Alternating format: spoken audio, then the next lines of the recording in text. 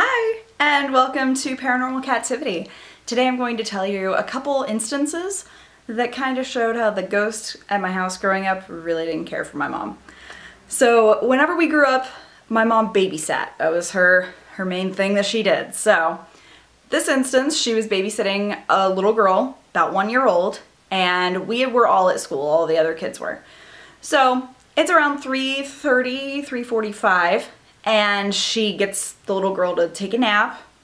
She's sleeping in the living room, and my mom decides to go to the back of the house to get something, and she hears banging, and it sounds like all of the kitchen cabinets, which we're kids, we come home from school, we want Pop-Tarts. So she assumes that we just came home and we were looking through the cabinets for food. So baby's screaming and she runs through the house and she's like, why, freaking out why we wouldn't pay more attention before we just start banging cabinets. She gets around the corner, nobody's home. But all of the cabinets and all of the drawers in the entire kitchen are open. And the baby's just crying on the living room floor. So she closes everything, coddles the baby, tries to get her to calm back down, and we lived out in the country, so we got off school around 3:15, but the bus didn't get us home until about 4. So we get home around 4 o'clock, she tells us what happened. We have no explanation.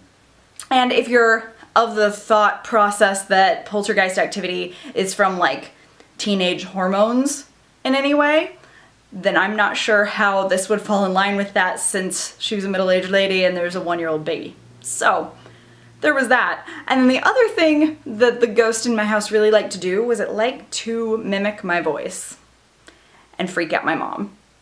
So normally it was whenever I was home, I would be back in my room getting ready or, doing whatever teenage girls do, and I would hear my mom like yelling in the other room. I couldn't tell if she was on the phone or talking to somebody else, so I would stay in my room, and then she'd come back in my room and be like, what? And I would say, what are you talking about? And she'd be like, you've been yelling mom for like 5 minutes. And this happened multiple times where she could hear me yelling mom and I wasn't.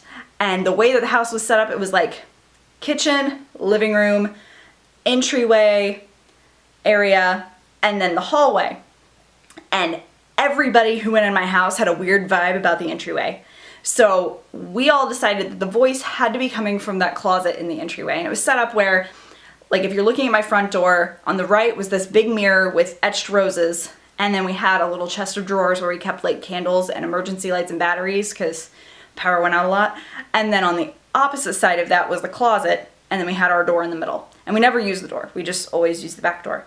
And so in that closet we kept our like winter coats, and then we also had a couple cabinets with like old VHS tapes that we didn't watch as often. So we went in there for that, and like if we played hide and seek, we'd go in there, but normally we really didn't go in there very often. But anytime anybody was in the entryway for any period of time, they got creeped out. And with the way that it was positioned in the hallway, it made the most sense that those voices would be coming from that area, because it would carry down the hallway and you would think it would be coming from the hallway, but really it would sound like it was coming from right around the corner. So she would just assume it was me in the hallway, but really it wasn't. So there was that too. So yeah, those are my two kind of short stories about how the ghost in my house really didn't like my mom. It was creepy. Creepier part is the fact that it liked to do my voice to freak her out. But don't know. Any thoughts, ideas on what it could have been? Feel free to leave them below. I'd love to read them. Thank you for stopping by, and I will talk to you again soon. Bye.